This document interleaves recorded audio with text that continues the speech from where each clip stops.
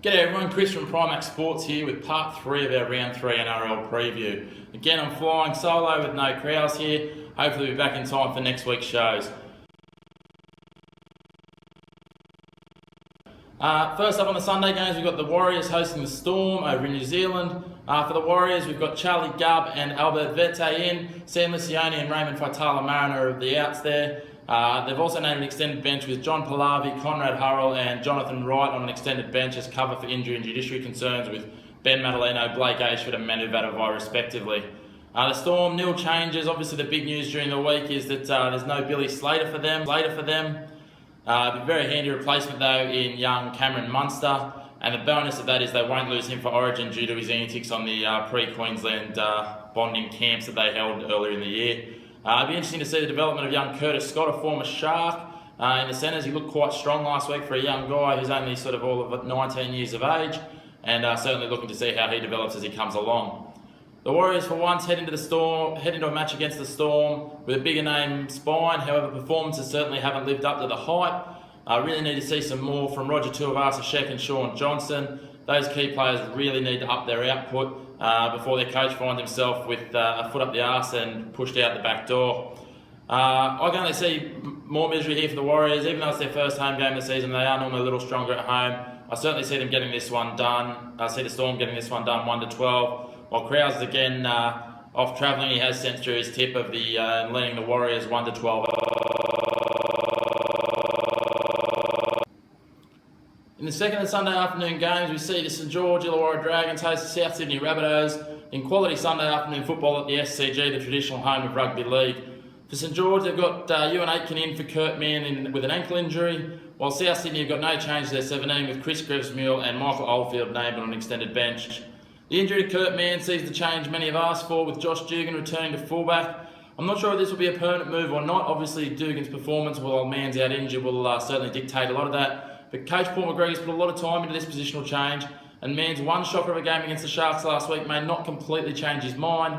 It'll all depend, I guess, on how Dugan steps up, as I've outlined there. Souths have been putting on attacking masterclasses so far this season, and the Dragons will need to step up in this one if they are to shut down the Souths rumbling forward pack and impressive outside backs. I'm actually expecting a slight change of fortunes for the Dragons this week, and certainly think there'll be a little bit more attacking shape to them with Dugan at fullback, with that ball running rather than ball playing attempts that they've been trying with Kurt Mann there. I still don't think it's going to be enough for the Dragons to stay completely in the fight, but they'll stay in with a sniff, and South for me 1-12, while Krause has lent the others and lent the other way and gone for South to blow them out 13+.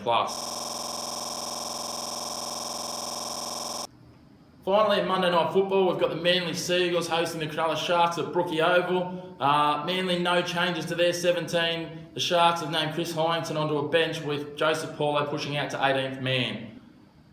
This match certainly promises to be a physical battle with two big mobile forward packs going at it. They'll be going at it hammer and tongs. I look forward to some of more of the same from Cronulla for what their forwards offered last week.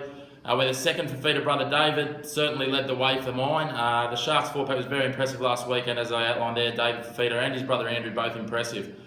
Chad Townsend played out of his skin last week, and if Ben Barber and James Maloney can meet him at that same level, the Sharks will be close to unstoppable going forward in 2016. Manly still having a few woes with Dylan Walker really taking his time to find his feet in the number 6 jersey, and their big name forward signing's not quite going forward enough. This is heaping pressure on the $10 million man Daly Cherry Evans, who really isn't coping. Look for a potential late inclusion of Brett Stewart as he overcomes some ongoing injury issues to possibly ease this pressure on Daly a bit. I'll be taking the Sharks 1-12 in this one at Brookie. Without too much of an air of confidence, the Brookie faithful can do some strange things to visiting sides, especially in night games. It's one hell of a home ground advantage that Manly do hold there. I still think the Sharks are probably going to get this one done.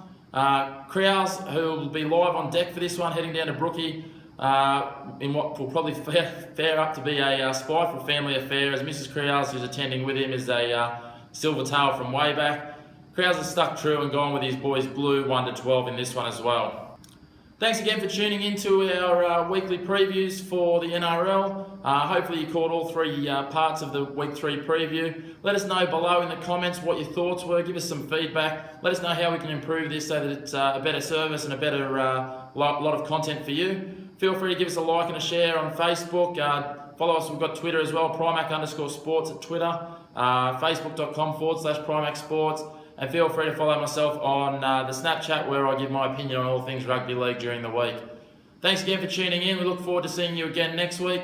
Keep your eye out on our Facebook page for all of our other content and make sure you're keeping in the loop. Thanks guys.